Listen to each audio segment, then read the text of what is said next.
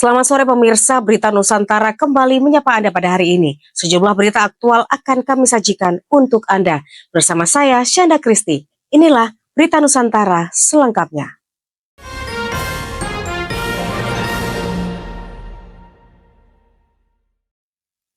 Sebuah kebakaran hebat terjadi di kandang peternakan ayam di Desa Kenongo, Kecamatan Jabung, Kabupaten Malang pada Rabu 19 Februari tahun ini. Kebakaran tersebut menyebabkan kerugian hingga 1,3 miliar. Sebuah kebakaran hebat terjadi di kandang peternakan ayam di Desa Kenongo, Kecamatan Jabung, Kabupaten Malang pada Rabu 19 Februari tengah malam. Kebakaran tersebut menyebabkan kerugian material sekitar 1,3 miliar rupiah.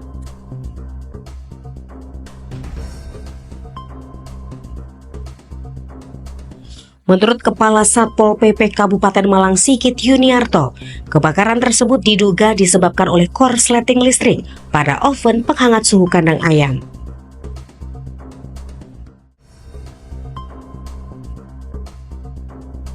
Kebakaran tersebut terjadi pada Rabu 19 Februari sekitar pukul 11 malam.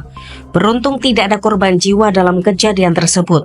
Namun untuk penyebab dan nilai kerugian secara pasti masih dalam penanganan pihak kepolisian. Demikian laporan Java TV melaporkan. Berita selanjutnya pemirsa, warga Malang membanjiri bundaran alun-alun Tugu dengan karangan bunga ucapan selamat atas pelantikan Wali Kota Malang Wahyu Hidayat dan Wakil Wali Kota Malang Ali Muthohirin.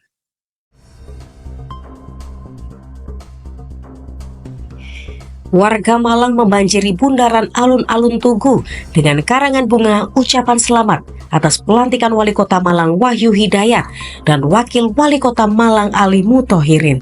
Karangan bunga tersebut sebagai bentuk apresiasi dan dukungan masyarakat.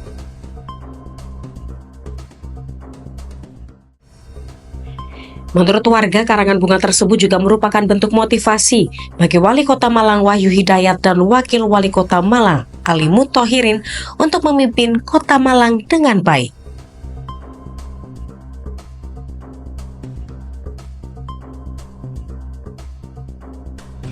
Karangan bunga tersebut tidak hanya dipasang di bundaran alun-alun Tugu, tetapi juga di beberapa lokasi lainnya seperti tembok DPRD Kota Malang, tembok Balai Kota Malang, dan taman di sepanjang Jalan Kertanegara Kota Malang.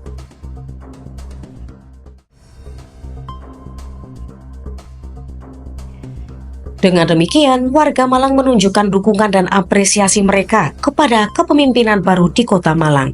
Semoga kepemimpinan baru ini dapat membawa kemajuan dan kebaikan bagi masyarakat Kota Malang. Demikian laporan Java TV melaporkan.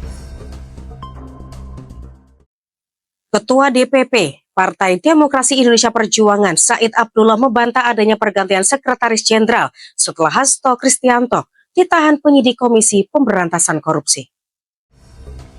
Ketua DPP Partai Demokrasi Indonesia Perjuangan PDIP, Said Abdullah membantah ada pergantian Sekretaris Jenderal setelah Hasto Kristianto ditahan penyidik KPK.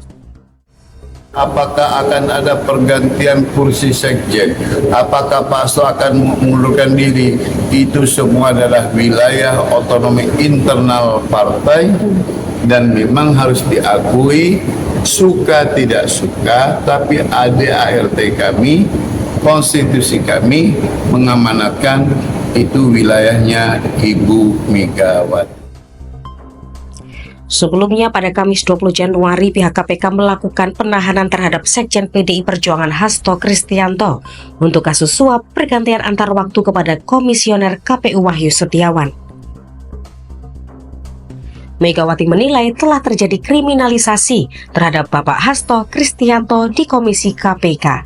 Megawati menginstruksikan kepada seluruh kepala daerah dan wakil kepala daerah dari PDI Perjuangan menunda mengikuti retreat di Magelang pada 21 hingga 28 Februari.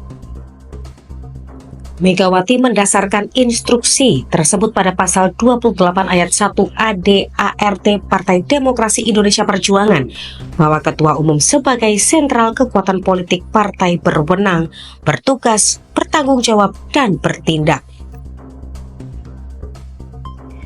baik ke dalam maupun keluar atas nama partai dan untuk eksistensi partai, program dan kinerja partai, maka seluruh kebijakan dan instruksi partai langsung berada di bawah kendali Ketua Umum PDI Perjuangan. Demikian laporan Java TV melaporkan. Masih di berita Nusantara, Menko Hukum dan IMI-PAS Yusril Iza Mahendra meminta publik menghormati proses hukum yang berjalan atas Sekjen PDIP Hasto Kristianto di KPK. Menko Hukum dan IMI-PAS Yusril Iza Mahendra meminta publik menghormati proses hukum yang berjalan atas Sekjen PDI Hasto Kristianto di KPK. Ia menyatakan pemerintah tak akan mengintervensi proses hukum yang berjalan di KPK. Kita hormati itu keputusan yang diambil oleh KPK. Jadi kepada orang yang ditahan oleh KPK itu kita hormati juga hak-haknya untuk melakukan pembelaan. Silakan dia menghubungi lawyers, pengacara untuk juga melakukan upaya-upaya hukum supaya hukum kita itu ditegakkan dengan betul. Yusril menyatakan akan menghormati keputusan yang diambil oleh KPK tersebut. Ia pun mempersilahkan Hasto untuk menggunakan hak membela diri dalam proses hukum itu.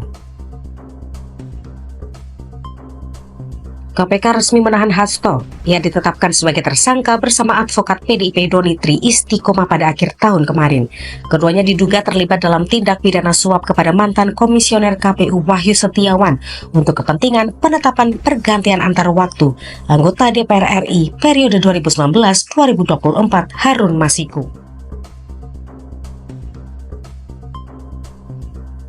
Selain Harun, Hasto disebut juga mengurus PAW anggota DPR RI periode 2019-2024. Daerah Pemilihan 1 Kalimantan Barat, Maria Lestari. Selain suap, Hasto juga dikenakan pasal perintangan penyidikan. Demikian laporan Java TV melaporkan. Berita selanjutnya pemirsa, Ketua DPP PDIP Roni Talapesi mengatakan Hasto Kristianto memang sengaja ditahan Komisi Pemberantasan Korupsi sebelum Kongres PDIP pada April 2025.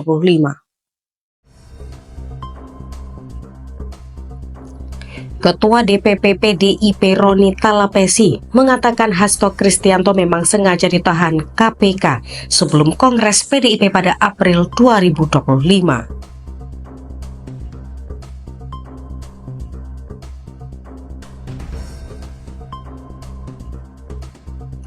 Roni menegaskan penahanan Hasto sangat bernuansa politis dan babak baru serangan terhadap PDIP. Dia menjelaskan bahwa posisi sekretaris jenderal sangat strategis dalam partai politik, sehingga sengaja ditahan.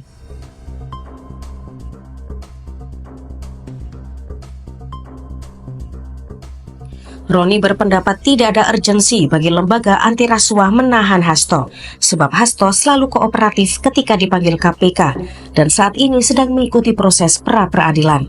Roni menambahkan Hasto tak mungkin melarikan diri lantaran tengah mempersiapkan Kongres.